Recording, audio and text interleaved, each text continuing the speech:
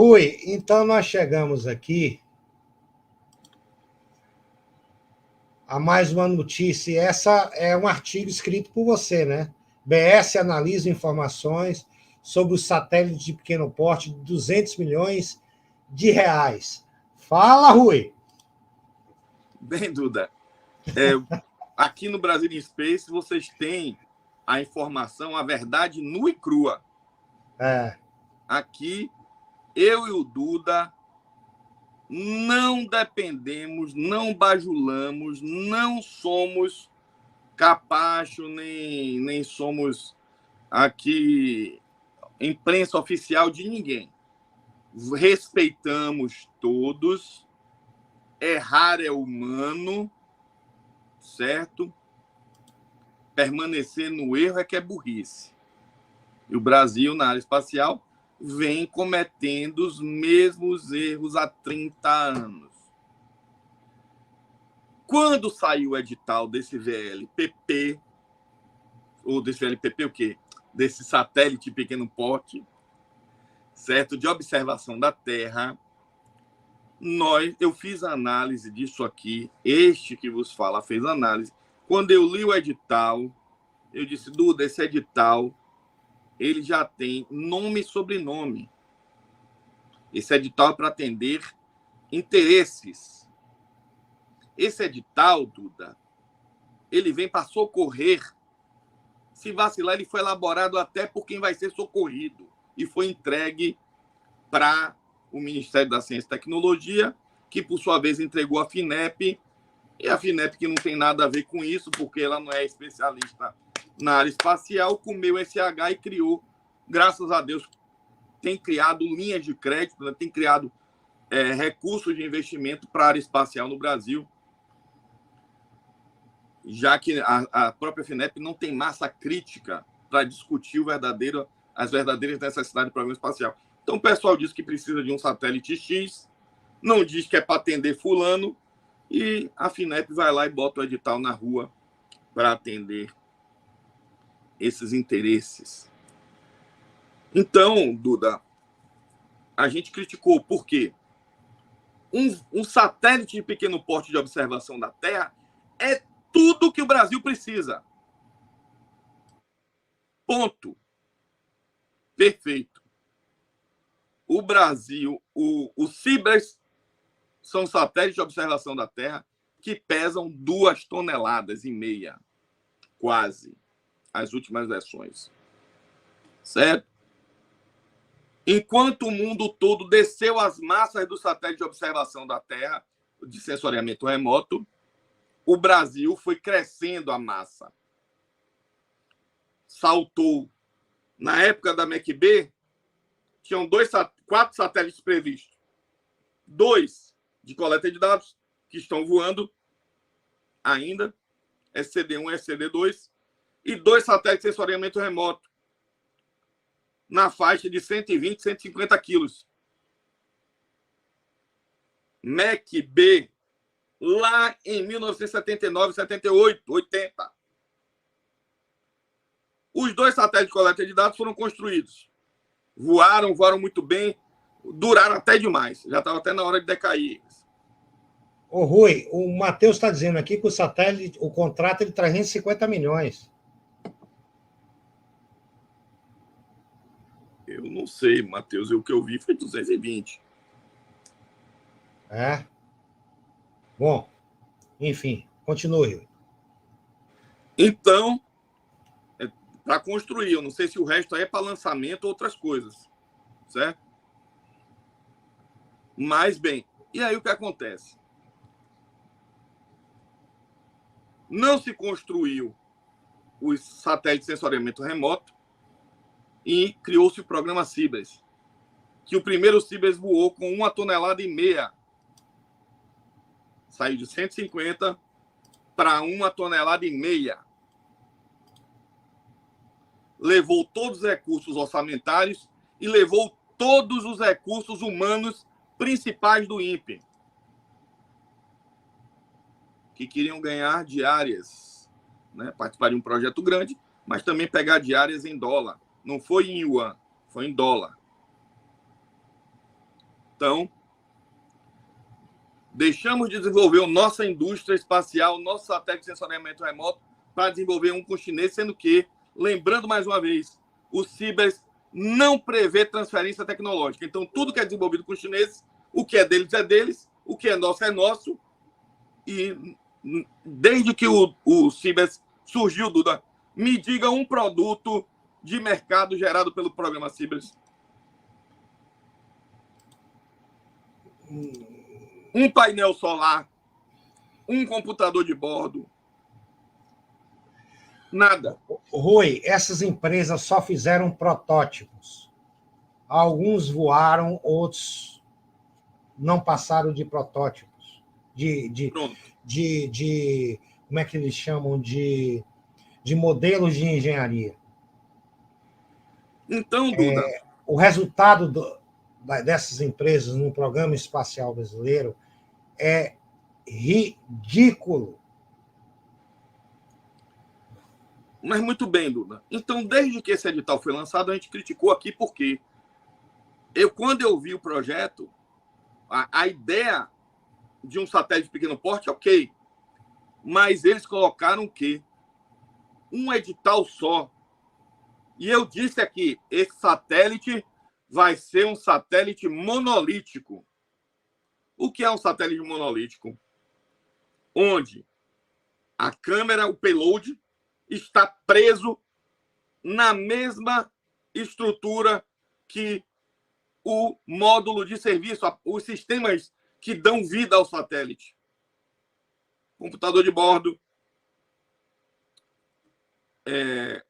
antenas, painéis solares. O Amazônia, a PMM é um exemplo, que inclusive o projeto do Amazônia era para ser um satélite e um small sat. O que são small sats? Satélites menores do que 500 quilos. Nesse edital, colocaram que o satélite tinha que ter massa inferior a 500 quilos. Quando é menor do que 500 quilos, você pode chamar de small sat. Por diversas classificações, inclusive a classificação que eu propus, né, em um artigo que eu publiquei numa revista fora do Brasil. E aí veio uma proposta e agora quem ganhou, a FINEP, nem a EB nunca divulgou, porque a gente não quer os detalhes de propriedade intelectual da Visiona e das empresas, não. A gente não quer o desenho do sistema.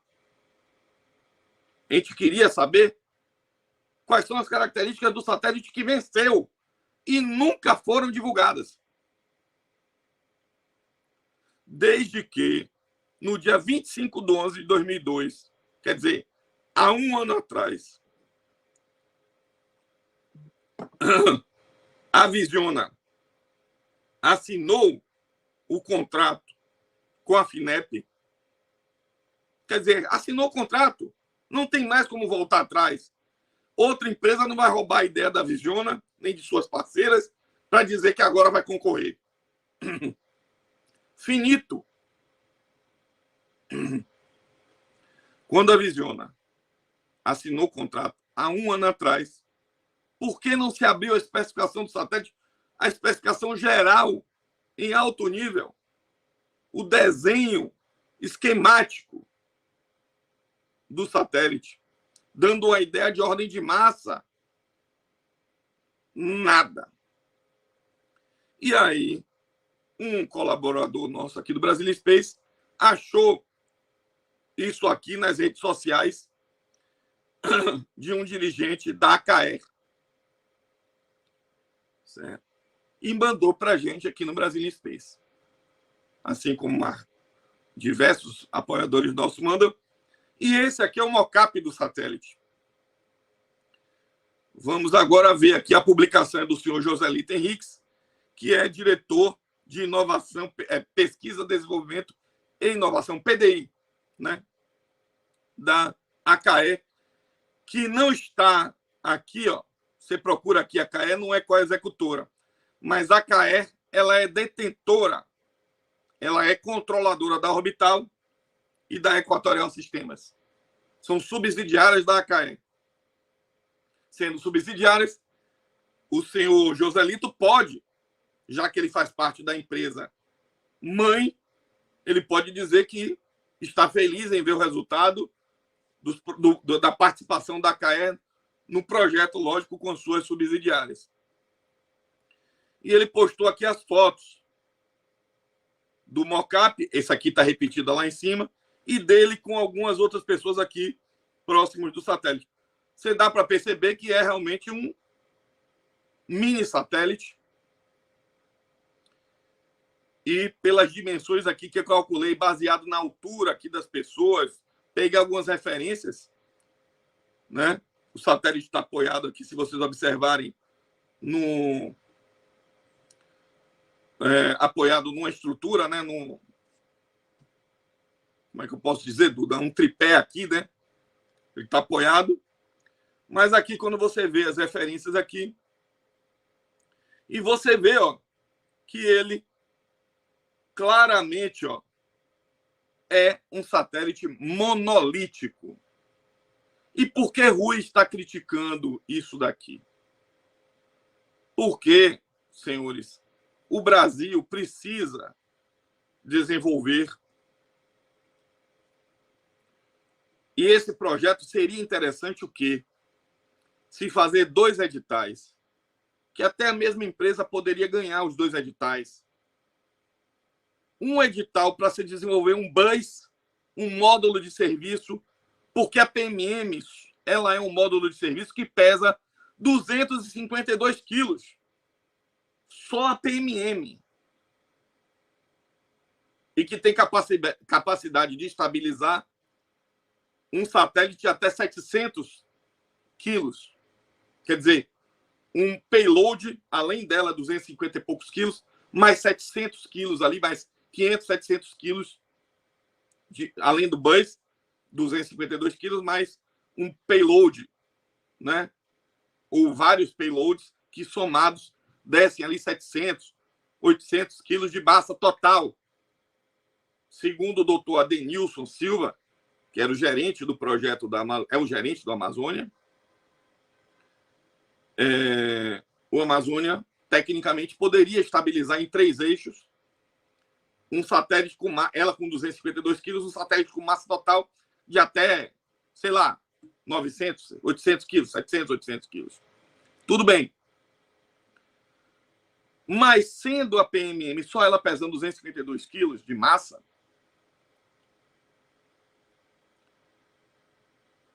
ela não pode desenvolver, você não vai ter como fazer satélites menores. Satélites baseados na PMM vão ficar ali na faixa de 500 quilos ou mais. Você não tem como desenvolver satélites, por exemplo, como Carcará 1 e 2, os 2 satélites de radar da Força Aérea, que estão na faixa de 150 quilos. Porque só a PMM pesa 252. Então, o que é que esse projeto deveria ter feito? Quem propôs isso é culpa do MCTI, do Marcos Pontes. E do Carlos Moura.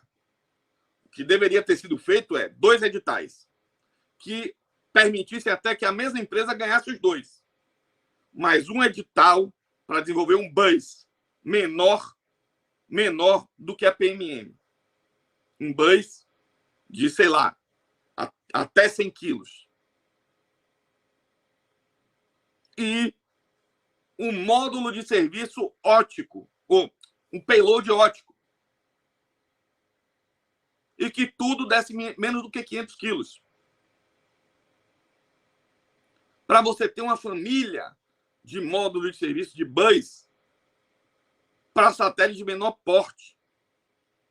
Onde, independente da missão, você poderia o quê? Usar o mesmo módulo de serviço. Ah, Rui, uma missão de telecom é diferente de uma missão de sensoriamento remoto, que é diferente de uma missão científica. Eu entendo. Ok. Mas, se você tivesse um bus, você poderia customizar para diversas missões. E você faria a indústria girar, porque no INPE o pessoal do INPE que quisesse desenvolver um satélite radar de pequeno porte para competir com o INPE e seu grupo de ASECLAS lá do CIBES, quando a Força Aérea comprou os 2 satélites, disse: o INPE tem condições de desenvolver um satélite radar para entregar daqui a 20 anos. Por quê? Se você já tem um módulo feito pela indústria, o que é que o INPE, a AEB e outros atores, a Força Aérea podia fazer? Eu quero um módulo que receba um payload radar. O INPE, eu quero um módulo que vai receber, eu quero um bus, na indústria tal, desenvolva para mim, eu vou comprar 2 buses para botar 2 satélites científicos no espaço.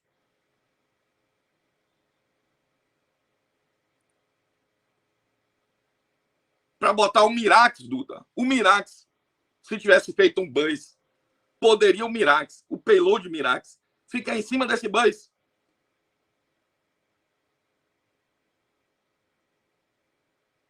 E o INPE não teria que desenvolver o bus, ele só ia desenvolver o quê? O payload. A Força Aérea só ia fazer o quê? Contratar do INPE para o INPE desenvolver o payload, o radar. Ou, se o INPE não conseguisse desenvolver em tempo, a Força Aérea compraria o quê? Um radar,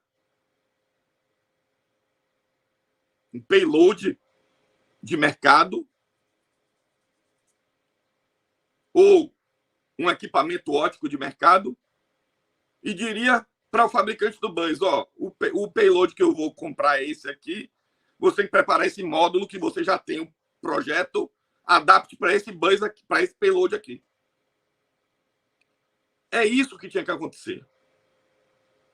Mas o objetivo desse edital não era só trazer o Brasil para de volta à realidade mundial de pequenos satélites, de satélite de sensoriamento remoto. Não era só isso. O objetivo principal era dar demanda para empresas nacionais, certo? E prender isso nessas empresas. Ficar com a solução proprietária. Porque quando você faz um satélite monolítico, você está preso naquela solução daquela empresa.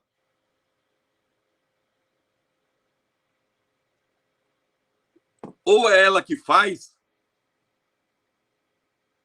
ou ninguém mais faz. Rui, mas se tivesse um bus proprietário de uma empresa nacional, só poderia comprar na mão dela. Sim, mas o payload você compra na mão de outro. E você não fica acoplando o desenvolvimento da câmera ao desenvolvimento do bus. E diga-se passagem, Duda, essa câmera aqui não é desenvolvida no Brasil, não. Viu?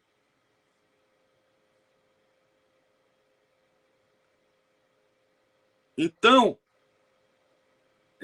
pessoal, essa é minha crítica, tá? E eu vou abrir aqui mais uma vez, Duda, me permita, esse artigo que eu vou compartilhar aqui com vocês, que é resultado de um trabalho que eu fiz na AEB. Está carregando ainda aqui. Em que eu analiso a aplicabilidade de pequenos satélites para missões de sensoriamento remoto no Brasil. Baseado em quê? Na sua mente, Rui? Não. Na análise do cenário mundial. Observem, pessoal, é um artigo, assim, com todo respeito, não quero me gabar, não, mas eu estava na EB, eu fui demandado pela diretoria, pelo diretor de satélites, a fazer uma análise de custos e riscos no desenvolvimento de pequenos satélites para assessoramento remoto. Isso gerou uma nota técnica assinada por mim, eu não boto minha assinatura em qualquer lugar. E eu peguei essa nota técnica, quando eu saí da EB, e reescrevi essa nota técnica num formato de um artigo científico. Certo? Revisitei novamente antes de publicar, lógico, a bibliografia. Fiz uma análise aqui meticulosa de custos, de riscos, comparativo, certo? Analisando. E aí eu faço as considerações sobre as questões de como o Programa Espacial Brasileiro foi contra o mundo. Nem nos pinais anteriores se falava em smallsats. Não tinha. Pegue os pinais anteriores e bote lá, pesquise. Faça lá, pegue o baixo PDF e bote lá. Pesquisar, bote smallsat, pequeno satélite, não tem. O que mais se aproximaria disso é o Amazônia. Mas o Amazônia, que foi prometido com 500 quilos, foi entregue com mais de 700. Então ele não pode ser dito que é um smallsat. Aí eu falo do Cibers. E aqui, ó, eu volto no passado e falo, ó, justamente sobre o seminário que gerou a MEC-B, satélite de 100 a 120 quilos. Esse satélite aí está na faixa de 100 a... Então o Brasil foi de encontro ao mundo e agora está voltando ao que a MEC-B previa. Satélite de 150 quilos. Em órbitas de 500 a 700 quilômetros. E aí aqui o que foi que aconteceu? Além dessa análise do mundo, o que está se fazendo no mundo de sensoriamento remoto, eu analiso o Programa Espacial Brasileiro, o PNAE, e analiso o PESE. O PESE, muito mais atual do que o PNAE, prevendo pequenos satélites, constelações, etc. e tal. E peguei também um estudo que estava sendo feito na EB, que se ouviu mais de 20 órgãos federais fazendo perguntas sobre as necessidades desses órgãos.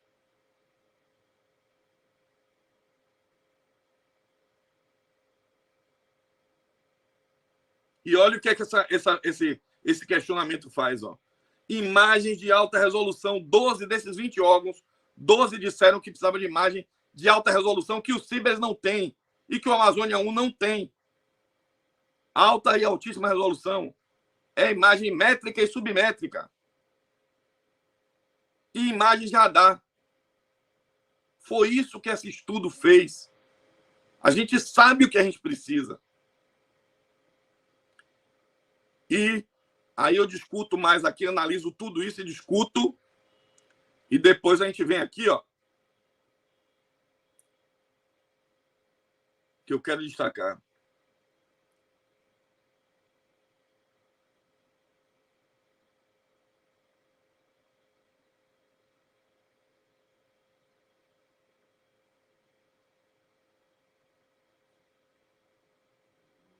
Aqui, ó.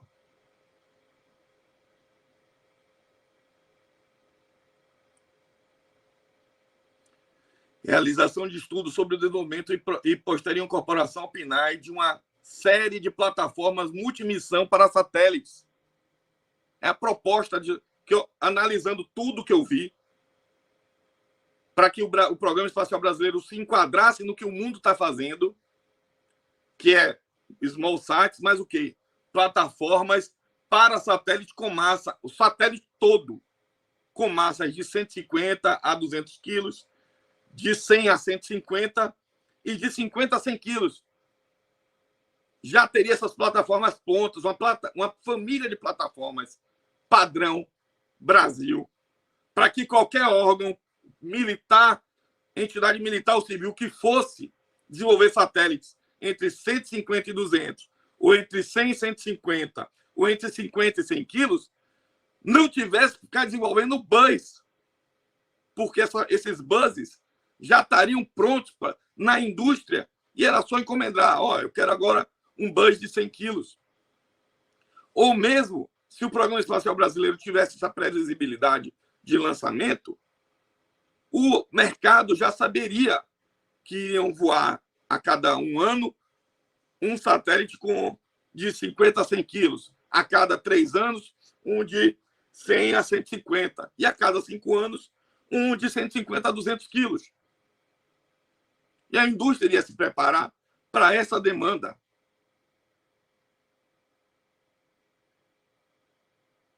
Agora tem um ditado, Duda, que diz que quem mal lê, mal ouve, mal fala, mal vê. Está escrito. Eu botei minha assinatura disso na EB, num relatório técnico, numa nota técnica, que gerou esse artigo. Eram minhas recomendações como tecnologista, analisando todo esse cenário para que o Programa Espacial Brasileiro tivesse um rumo. Já que a PMM tinha massa de 250 quilos e queria pegar satélite de 500 quilos para cima, nós tínhamos que ter plataformas multimissão menores que a PMM. Está aqui escrito. Então, Duda, vou passar da sessão Gabola, porque o que eu acredito eu escrevo. Esse artigo está atualíssimo. O PNAE atual não prevê uma família de buses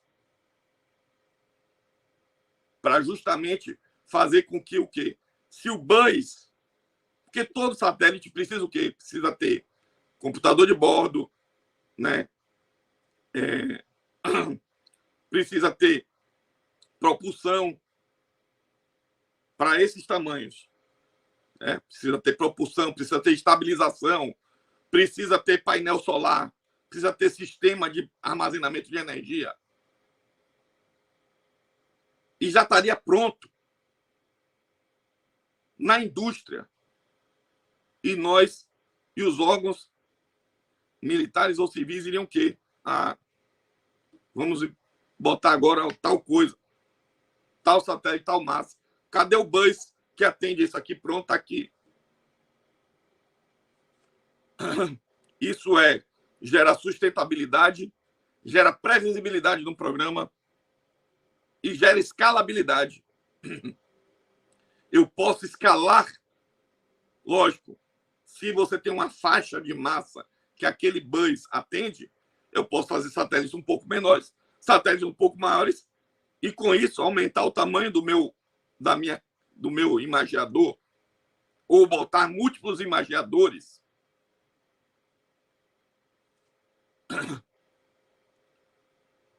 Mas é isso aí, Duda. Então, eu fiz aqui, baseado nas imagens aí, eu fiz uma estimativa de tamanhos,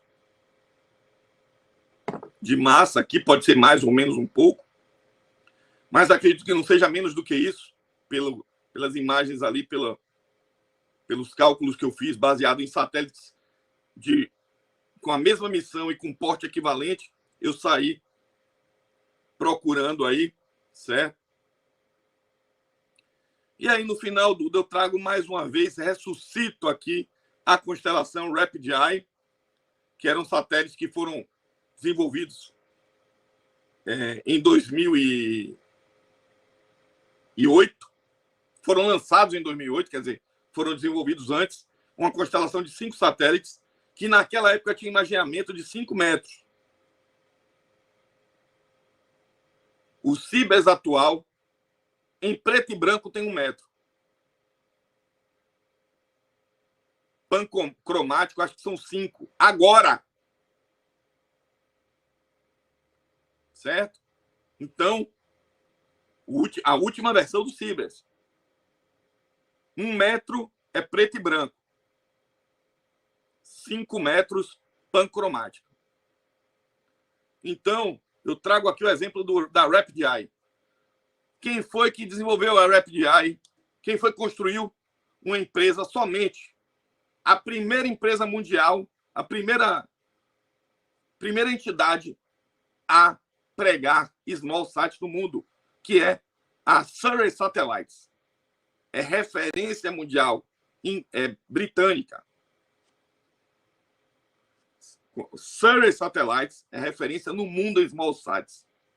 Foi incorporada, foi adquirida por outros grupos agora, mas ela foi a pioneira em small sats. E está aqui o Rapid Eye. Essa parte de baixo dele é o módulo de serviço, o bus, e a câmera está montada em cima dele.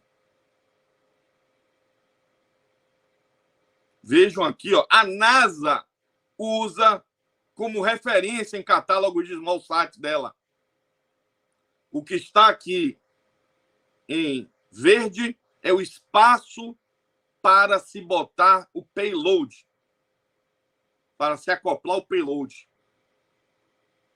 E a outra parte, que não é a parte verde, é o bus. É o módulo de serviço. Aqui, ó.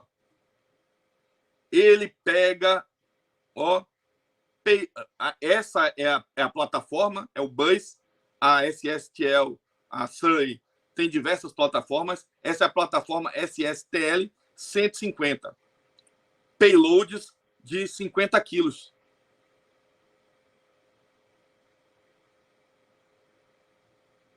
Capacidade aqui é potência, energia, pico de energia e tempo de vida 5 a 7 anos. Na verdade, durou 11 anos. A constelação voou até 2021. Salvo engano. 2019, 2020, 2019, 2020. Certo? E vejam bem, pessoal. A Surrey não fez só a Rapid Eye. Olha quantos satélites usando essa plataforma. Aqui, ó.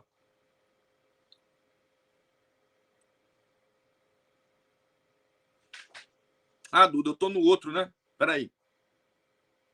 Compartilhar isso aqui, perdão. Eu não mudei aqui. Aqui, ó. Aqui tá o Rapid Eye. Aqui tá o desenho. Aqui tá o mockup do satélite. Perdão, gente, é que eu achei que eu tinha mudado, não mudei. De volta, né? Eu fui pro artigo e não voltei para cá.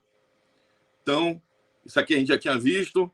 E aqui, Duda, tá as dimensões do satélite. Eu calculei pelas referências ali das pessoas, certo? Aqui fiz alguns cálculos de SWOT, de cobertura, de revisita, né? E aqui está um dos satélites Rapid Eye, são todos iguais. Aqui, essa parte de baixo é o módulo de serviço. E aqui em cima está o imageador. Ó, aqui, ó. Catálogo da NASA. Eu botei até referência aqui, pode olhar lá. Ela tem o catálogo, a NASA tem o catálogo de plataformas da Surrey. Vou abrir aqui, ó.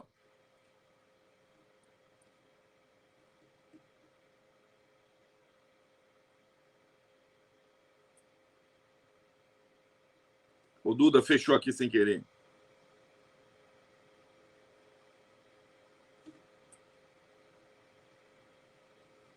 Tá vendo aqui, Duda? Tô. Pronto, tá aqui, ó, as características da plataforma, documento da NASA, tendo como referência, certo? Acho que é do Goddard, NASA Goddard. Então, tá aqui, certo? Especificações dessa plataforma. Caso algum projeto da NASA quisesse usar essa plataforma, já estavam lá as especificações para o pessoal usar. Deixa eu voltar aqui, Duda, para o artigo, né? Voltando. Então, Duda, veja quantas missões foram desenvolvidas mundialmente com essa plataforma. Esse satélite aqui é um validador tecnológico. Então, todas as referências aqui, quem tiver curiosidade pode ver. Vá lá e acesse, tá? Desenvolvido para a China. Esse aqui foi validador tecnológico. Esse daqui, que é da área de comunicações, esse primeiro aqui.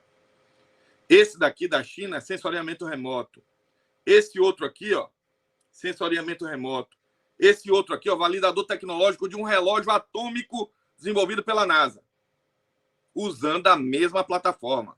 O Safir foi um projeto demandado pela defesa do Canadá, pela Força Aérea do Canadá. O Canadá ele tem ele tem um acordo de cooperação, não, ele tem um pacto de cooperação com os Estados Unidos, né? O Canadá é aliado dos Estados Unidos, membro da OTAN, e o Canadá faz parte daquele sistema de defesa antimísseis, NORAD, dos Estados Unidos. NORAD é um órgão que controla todos os lançamentos espaciais no mundo. E o SAFIR, esse satélite de defesa, era um satélite de vigilância de lançamentos balísticos e orbitais. Vejam bem, uma plataforma dessa foi usada para a vigilância de lançamentos balísticos orbitais pela Força Aérea do Canadá. Esse TEC-DEMOSAT-1, TDS, validador tecnológico de 8 sistemas, 8 payloads independentes entre si, voaram nessa missão usando essa mesma plataforma. E o TOPSAT-1, que é um satélite de defesa americano, de imageamento de 2,5 metros de resolução. Eu não sei de quando é essa missão TOPSAT, mas é bem antiga. E já naquela época, um satélite de 150 quilos, com 2,5 imageamento de resolução de 2,5 metros.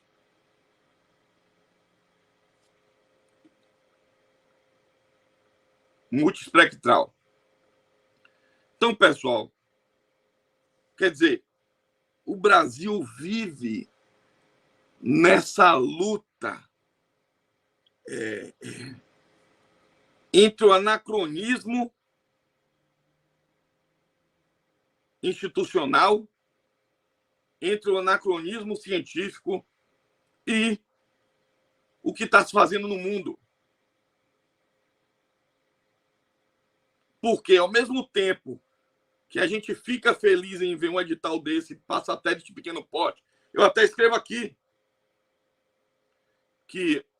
eu escrevo aqui antes de mais nada, onde é que eu boto aqui, ó?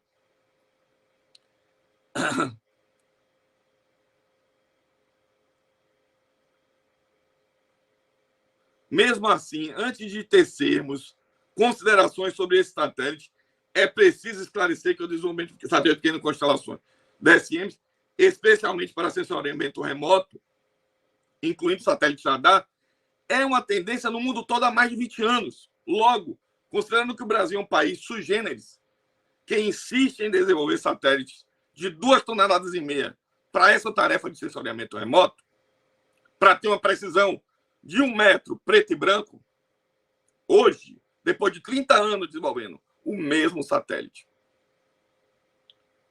Só o fato de ter um edital de um satélite de pequeno porte de sensoriamento remoto ter vingado já parece uma vitória. Então, ao mesmo tempo que a gente fica feliz quando vê um edital desse, aí vem um edital que traz uma arquitetura que não é o que o Brasil precisa para fazer a roda da indústria espacial nacional rodar. Eles só querem fazer a roda das empresas que eles querem beneficiar rodar.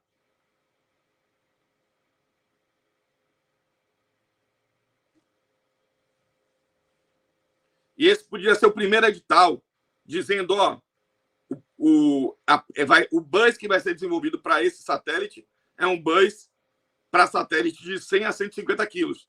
Se der certo, a gente lança um outro edital para fazer bus de 50 a 100 quilos. E se der certo, a gente vai fazer um outro edital para buses de 150 a 200 quilos. Então, assim, é uma no cravo, outra na ferradura. E eu não entendo como é que um projeto desse não tem ninguém que critique lá dentro e apresente. Porque o trabalho que eu escrevi foi dentro da EB. Depois eu publico num congresso. Ah, tem que fazer o que o Rui está falando. Não, não é o que eu estou falando. É o que o mundo vem fazendo.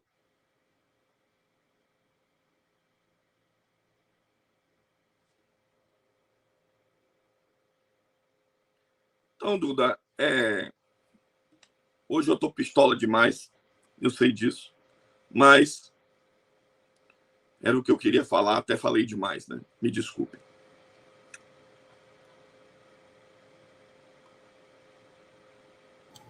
Não, Rui, você fez a descrição, né, da sua visão com relação ao problema, e eu assino embaixo.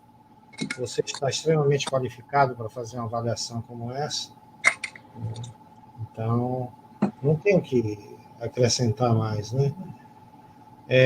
Realmente é muito triste, né? Mas eu já falei, o Programa Espacial Brasileiro governamental, o Programa Espacial Brasileiro governamental está condenado, já era, acabou, já foi. O que a gente vai conseguir fazer aqui no Brasil são iniciativas da iniciativa privada, né? São ações da iniciativa, em alguns projetos pontuais, mas programa espacial o Brasil não tem, chegou a ter uma época, né? Se acreditava que poderia se ampliar com a criação da agência espacial, mas o que aconteceu é que a agência espacial se transformou nessa piada que é hoje. E o programa foi para o espaço, foi literalmente para o espaço. Não, Dudu, não foi para o espaço, não, foi para o ralo. O espaço do ralo. Não, o Programa Espacial Brasileiro não foi para o espaço. O Programa Espacial Brasileiro foi para o ralo. Foi para o ralo. Né? Foi para a latrina, né? Para o vaso sanitário, como vocês dizem aí no sul do país. Né? Não esqueça de dar o joinha e de se inscrever no canal para ajudar o Brasil em Space, ok? A gente poder fazer vídeos, está sempre inovando como a gente está fazendo aqui. Valeu!